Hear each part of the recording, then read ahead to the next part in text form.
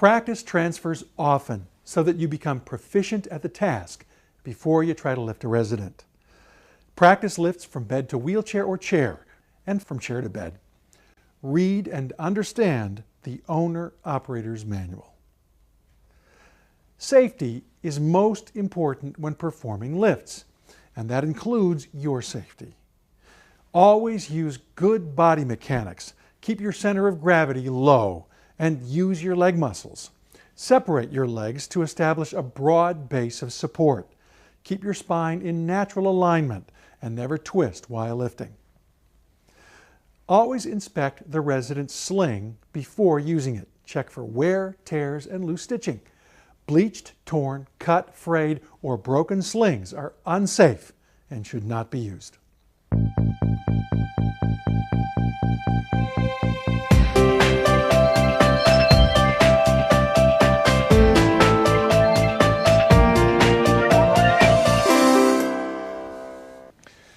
Invacare's Rose and Reliant series of stand-up lifts are valuable tools for transferring partial weight-bearing residents as well as those needing rehabilitation support. These battery-powered lifts make it easier to assist most residents from one seated surface to another seated surface. Invacare's stand-up lifts are made up of 3 assemblies: the base, the mast, and the boom, or lift arms. Let's start at the bottom and work our way up, beginning with the base. The base rides on these 4 low-friction casters which are mounted to the legs. The 2 rear casters are lockable. The base has a foot plate and 2 easily adjustable and locking legs. It's crucial that the legs be fully opened when lifting a resident. They must be fully open to ensure proper weight distribution and balance. Rose lifts and some Reliant lifts have motorized legs that open and close with the touch of a button. Other Reliant lifts have manually operated legs. To make adjustments on these, you have to use the padded shift handle. It's pretty simple. To open the legs, grab the shifter handle with one hand and the steering handle with the other hand. Pull back on the shifter handle and move the handle to the right. The legs will open. Make sure that the handle drops into this slot to lock the legs into place. To close the legs, just reverse the process. Grab the shifter handle with one hand and the steering handle with the other.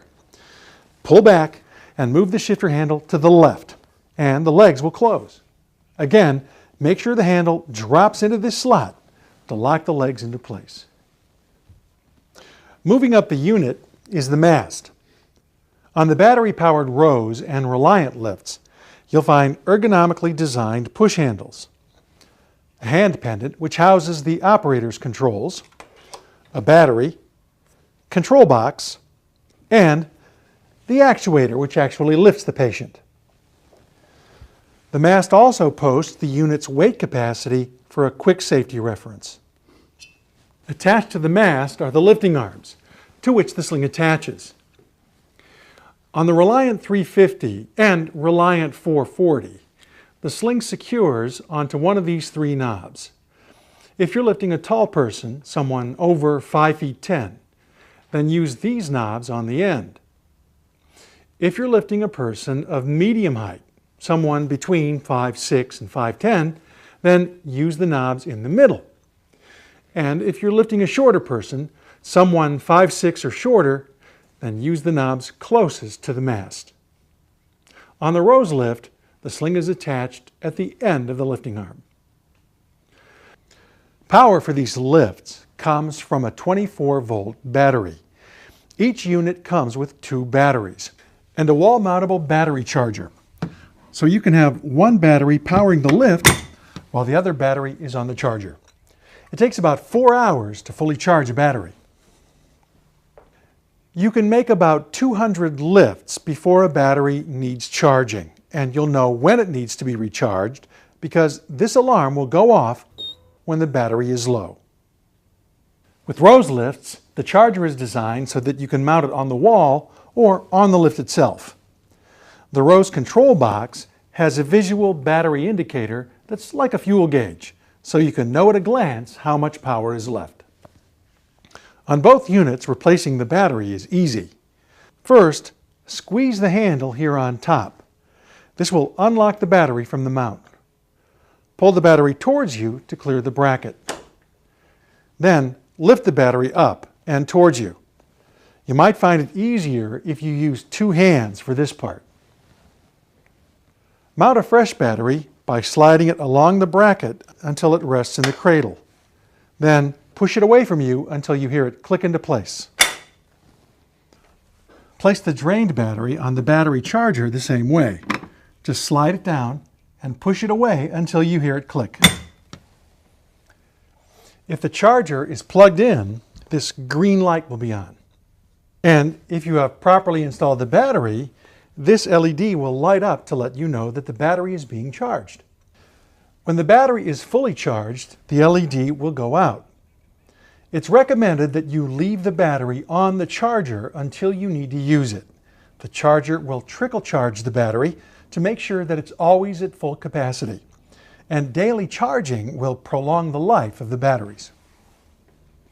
If for some reason you need to shut off all power to the lift, you can deactivate it by pushing in the stop button on the control box. To restore power, rotate the stop button to the right. It's very unlikely, but if you ever need to lower the lift and the power unit fails, you can safely lower the boom by activating the emergency release. Invacare lifts have two, a primary emergency release and a secondary emergency release. To activate the primary release, insert a pen or similar object into this hole on the control box. It's labeled Emergency Down. This will cause the actuator to retract and slowly lower the boom. If that doesn't work, or you can't get to it, you can use the secondary mechanical emergency release, which is located here near the base of the actuator. To activate the secondary release, pull up on the emergency tab and push down on the boom at the same time. This will slowly lower the boom. There must be weight on the boom for this mechanical release to function. The primary emergency releases on Rose lifts are more sophisticated. They're here on the control box. There's an emergency up and an emergency down release. Like the Reliant release, insert a pen or like object into the appropriate hole, up if you want to raise the lift, or down if you want to lower it. This will move the actuator independently of the hand-pendant controls. Another safety feature on battery-powered Invacare lifts is the anti-entrapment capability. The unit has a sensor inside that automatically stops the boom if the lift meets resistance as it lowers. Although one lift works for multiple residents, it's recommended that each resident be issued their own individual sling that corresponds to their size, medical condition, and the type of transfer that they require. Invacare slings are constructed of soft, durable, solid fabric with padded areas for extra comfort. They feature multiple hookup loops so they can be adjusted to the resident's body size. Standing slings are for residents who have both neck and head control and can support the majority of their own weight. They provide support from around the torso. Transfer slings are for residents who have neck and head control and can support at least a minimal amount of their own weight. They hook under the resident's legs and support the torso. When selecting a sling, be sure to consider the resident's weight and their ability to bear weight. Always check with a physician before selecting a sling. Although Invacare lifts have been designed so they can be operated safely by one caregiver, it's recommended that two caregivers perform all resident transfers. Before you attempt any kind of a lift, make sure that you understand the resident's limitations and ability to assist with the transfer. It's a good idea to communicate with the resident throughout the process. Let them know about each step before you perform it so that the resident is comfortable. If you explain each step as you work through it, your resident will learn the routine and become comfortable with it. Let's watch some typical transfers using a stand-up lift.